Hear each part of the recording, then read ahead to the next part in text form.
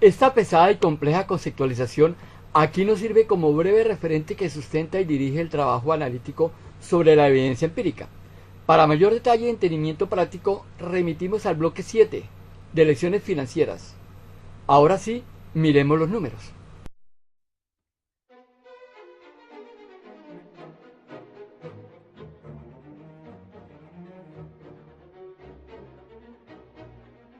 Empezamos por poner las cifras en contexto macro.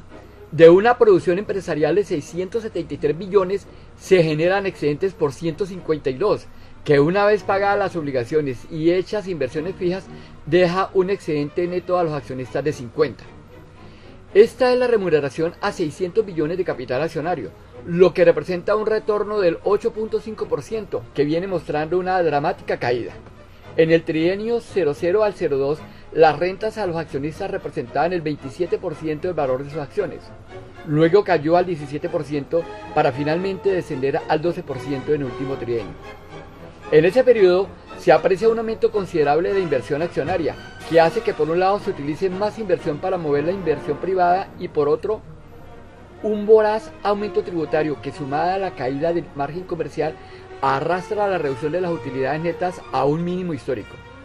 En paralelo, se aprecia un freno a la inversión productiva y mayores fondos en forma de deuda. Si estos excedentes se comparan frente al volumen de actividad, también han caído, aunque se recuperan. Se empieza a evidenciar un exceso de inversión accionaria. Desde una perspectiva muestral, vemos que en 2016 las cosas parecen distintas en proporción y en tendencia. En 2016 se dispone de 309 billones en capital accionario, en patrimonio, y este genera un beneficio neto de 18, lo que nos representa una rentabilidad del 5.9%. En contraste, el costo de los préstamos, la tasa de colocación real, ascendió a 6.4%. 2016 no fue un buen año para las empresas de esta moneda. La diferencia de la tasa de rentabilidad entre medición macro y muestral radica en que Barrick toma los datos de valor de los títulos para efectos tributarios. En la muestra se consideran las valorizaciones y revalorizaciones que se vienen acumulando durante la década en curso, elevando el valor patrimonial, lo que matemáticamente significa subir el denominador, con la consecuente caída en el cociente, la tasa de rentabilidad patrimonial. En 2009 se contaba con un patrimonio de 176 billones. Durante el periodo hasta el 2016 se generaron utilidades netas por 105 billones, lo que nos da una idea de la forma como la generación contribuye a la ampliación del capital. Ello considerando que una parte se retiene, otra se entrega en forma de dividendos que algunos regresan, y el restante inyecciones nuevas de capital, parte de él, gran parte, proveniente del extranjero. En perspectiva, mediante Ferdiga calculamos el origen de esa tasa en sus componentes. Aquí, multiplicando los coeficientes de margen competitivo, productividad y apalancamiento, obtenemos la rentabilidad sobre el patrimonio. Este modelo, como lo vimos, nos permite rastrear los componentes para detectar las fallas en la rentabilidad final y focalizar en acciones de mejora. Para ilustrar, tomemos los coeficientes del año anterior. Como se ve, ceteris paribus, la causa en la caída de la rentabilidad estuvo por el lado de la actuación competitiva. Y así ha sido la serie de rentabilidad patrimonial para el periodo de estudio. En contraste, la tasa media de los préstamos, tasa de colocación real, ha estado por encima, notablemente superior a la tasa de rentabilidad empresarial privada. Por lo visto, esta década no ha sido buena para las empresas. Un préstamo de 100 millones tomado en 2009, acumulando los intereses a la tasa de colocación anual, hoy vale 208 millones. Si le descontamos la inflación del periodo, el valor actual sería 166 millones. Si alternativamente hubiéramos colocado esos 100 millones en acciones Colombia 11K que rentan esas tasas, hoy tendríamos 151 millones de pesos. Hemos perdido 15 millones. Esta es una perspectiva macro y a nivel agregado del comportamiento de la rentabilidad patrimonial.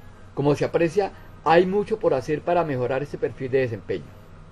Dentro de estas cifras se ocultan realidades distintas y dispares al interior de las empresas. Para acercarnos a este comportamiento, utilizamos Ferdiga para retratar el desempeño empresarial a nivel existencial, sea por actividad, localización, tamaño, antigüedad, etc. Y abordaremos algunos ejemplos particulares. El flujo de efectivo o caja libre a repartir entre los apostadores nos dimensiona la tasa de rentabilidad interna, lo que nos lleva a derivar en el tiempo de recuperación y la cobertura de esos flujos frente al volumen de fondos nuevos ingresados en el periodo, la cobertura de ese flujo frente al total de fondos acumulados al final del periodo y por último, nos sirve de referente para establecer el valor económico de una empresa. Entre mayor sea la TIR y los ratios de cobertura, una operación es más valiosa, indistintamente del valor contable del patrimonio. Así fluyó el efectivo en estas empresas en el periodo del 2010 al 2016. La utilidad neta es el principal aportante de fondos. Las remuneraciones a los proveedores de capital se llevan la tercera parte de todo el efectivo recaudado. La utilidad ha comportado un irregular aporte de efectivo en tanto las remuneraciones vienen en carrera ascendente al punto que recientemente se están llevando la mitad del efectivo generado por la operación. El flujo de efectivo dispuesto a los proveedores de capital ascendió a 124 billones, de los cuales se destinaron a los accionistas 67 billones y a los banqueros y acreedores 57 billones. Si consideramos que el valor actual de los aportes al comienzo del periodo fue de 266 billones, quiere decir que se recuperó menos de la mitad de estos.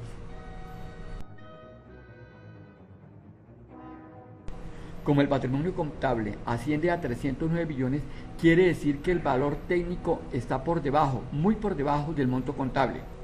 Como este es un cociente, ello puede sugerir o que bien el numerador, flujos a los proveedores de capital más residual por empresa en marcha, es muy bajo o que el denominador, monto contable del patrimonio, es muy alto.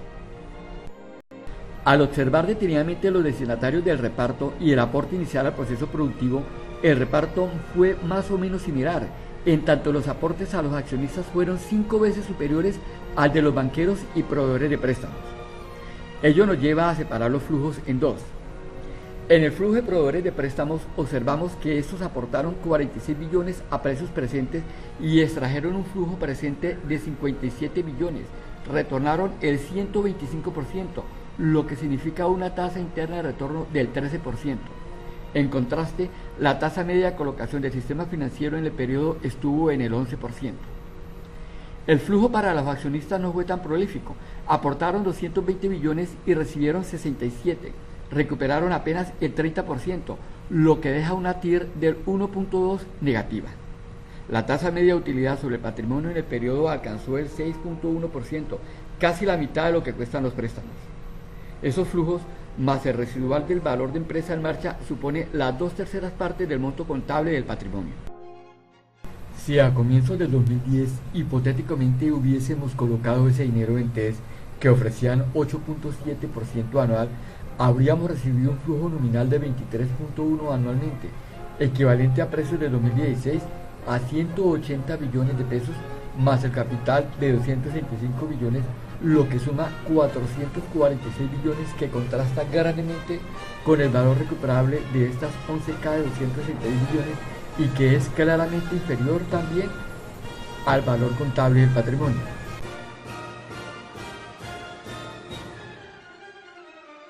Al observar la tendencia en lo corrido de la década, se aprecia un aumento en la dependencia de los acreedores y, como lo vimos, se destina buena parte del esfuerzo para atender sus exigencias. Como quitar deuda en condiciones de moderada generación de excedentes es tan difícil, las empresas deben aumentar su productividad, reducir costos y renunciar a aventuras para atender estos exigentes costos financieros. Son sobrevivientes en la lucha competitiva y financiera. Si comparo lo entregado al accionista en dividendos y valor residual frente al monto del patrimonio, se alcanza un nivel de 64%. Si medimos el valor técnico de empresa en marcha frente al monto inicial de todos los recursos, estos alcanzan el 74%. En 7 años apenas se recuperó las 3/4 partes de todos los recursos aportados al comienzo del periodo. Tomando el monto de las remuneraciones frente a los nuevos fondos ingresados, llegamos al 54%.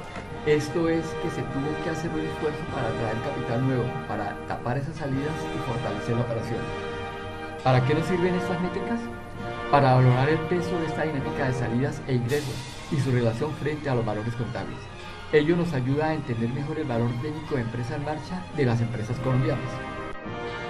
Reiterando lo dicho, las remuneraciones son bajas respecto a las apuestas, Las empresas son baratas debido a su baja capacidad de generación de efectivo y los fondos nuevos provienen más por deuda que por inyección de capital. Ello les encanta a los inversores con intenciones de trabajar a largo plazo y atrae a los apostadores especulativos por la evidente subvaloración del mercado. Algo vale por su capacidad de generar beneficios y la empresa colombiana, pese a atravesar una coyuntura favorable, aún tiene mucho que hacer para volverse valiosa y atractiva a los ojos de inversores profesionales. Como todo este universo muestral esconde realidades robustas y amargas, vamos a etiquetar las empresas según sus coberturas de flujo de caja libre respecto a estas métricas y las clasificamos en 4 grandes grupos. Las sobrevivientes, que remuneran casi equitativamente a banqueros y accionistas, pero estos aportan más que aquellos. Unos esclavos supervivientes que destinan el doble para compensar a los banqueros, que a su vez meten más deuda aportando casi todos los recursos nuevos. Las sobrevivientes perdedoras, casi todo para el banquero, que ya pone 3 veces lo que aportan los accionistas y los fondos nuevos a tapar los déficits. Los accionistas le han endosado la empresa a los banqueros, la esclavitud completa. Aun cuando parezca utópica esta foto, ya veremos más adelante qué tantas están enredadas en este juego. Las joyas. La generación endógena les permite fondear la operación y financiar el crecimiento, prescindir de los acreedores y remunerar generosamente a los accionistas. Trabajan para ellos y disponen de una liquidez para financiar operaciones de conquista y aventuras de dominación. Aquí podemos contrastar perfiles entre joyas y perdedoras. Por un lado, poco endeudadas, con buena salud, y la mitad de ellas con tasas de buen crecimiento y muy rentables. Por el otro, empresas muy apalancadas que destinan más recursos para pagar intereses, dejando una rentabilidad por debajo del costo de capital, lo que las mantiene enfermas, sin inversión nueva y por el cual no pueden atender las oportunidades de crecimiento. Son las perdedoras. Vamos a aplicar estas métricas a las diferentes actividades sin adentrarnos en detalle. Vemos las heterogéneas coberturas y cómo gran parte se cobija por debajo de la media nacional. Y para resaltar que parece que las empresas valiosas las encontramos en logística, comercio, infocomunicaciones y los servicios profesionales y administrativos. Esta es una primera aproximación al valor de las empresas. Para finalizar esta parte, la valoración de empresas mediante el convencional método de flujo de caja libre deja mal paradas a la gran mayoría de las empresas colombianas. Si bien el método se ciñe a los parámetros teóricos conceptuales y a las recomendaciones internacionales, la validación de la realidad y la peculiar intuición colombiana conduciría a desconfiar de este método. De seguro, si nos hubiera mostrado otras fotos, atribuiríamos más confianza a él.